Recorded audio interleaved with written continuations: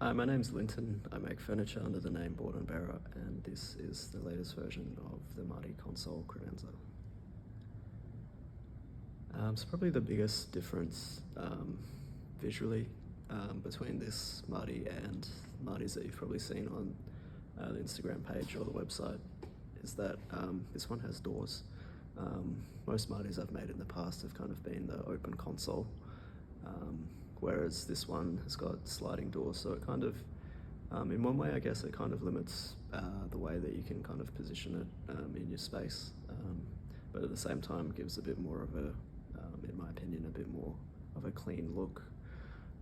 I've made Martys with sliding doors in the past, but the doors have been kind of the more traditional style where you've got two tracks in the cabinet and one door slides behind the other. Yeah, I've never really been over the moon with the way that this looks. I always kind of felt even when the doors are closed, it still kind of looks a bit, I don't know, just not as satisfying as it could be. And I think this new approach with this method that I came across, I think, yeah, it gives a lot more kind of just a cleaner look overall when the cabinet is closed. And even when it's in operation, I think it looks pretty cool too, how one door kind of just jets back behind the other one and kind of then springs back out to sit flush with it. I think that's pretty cool. So yeah, I came across this method for making kind of the doors slide in the same track from a company called G-Plan that were manufacturing furniture in the UK in the 1960s. This track I saw in their Form, I can't remember exactly, I think it was their Form 4 or Form 5 cabinet. Yeah, and so from there it was kind of a bit of reverse engineering, trying to figure out what actually made the system work. And from there, originally I wanted to have the track cut out from black acrylic, but there were a few challenges with that, so in the end ended up going with a MDF template and then routing the channel directly into the timber. So the channel has a gold leaf and brown leather trim. This is probably my favorite part of the Marty. I like how it came out. I really like how the gold leaf captures the light when the doors are open, and I kind of like how it's not always on display in your face. It's kind of only when you open the cabinet you get kind of, I don't know, it's like a little treat, I guess. Maybe just for me. But yeah, I'm really happy with how that came out. So yeah, we've got some beautiful American black walnut that makes up the Marty. It's all solid timber. So yeah, that was kind of a bit challenging for anyone who knows anything about solid timber. Buying rough sawn lumber can be a bit tricky in terms of figuring out what type of grain you've actually got working under there.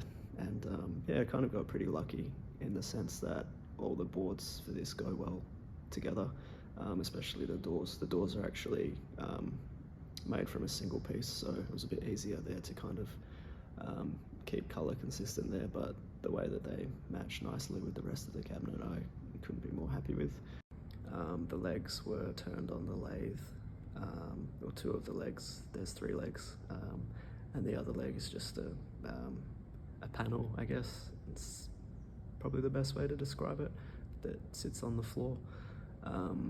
In terms of cable management, we've got a removable timber cap that has 2 pieces of rubber mounted in the lip of it, so that it kind of creates a nice snug fit when it's pushed back into the back panel of the cabinet. And you can get cable management from either side of the center partition inside the cabinet. We've got a semicircle cut out of the back of that, so you can kind of access either side from the single cap. Yeah, so overall I couldn't be happier with how this piece came out. I kind of like doing this kind of overview of a piece, mainly because I'm pretty excited about this one, as well as I think I'm probably better at just rambling about something rather than trying to contain everything and get it written down. So I think going forward, probably do a bit more of this type of thing, giving people a bit more of a, I guess not really a look behind the scenes, but more of just an overview and kind of a bit more detail about a piece. So yeah, going forward, this is going to be the new approach to Marty's. I think this is as good, I think, as I can currently make a Marty look. Hopefully that changes down the line. Hopefully I come up with something else to kind of tweak the look. And yeah, but for now, I couldn't be happier with the way that this Marty's looking. It's kind of the first design that I feel like I could call my own.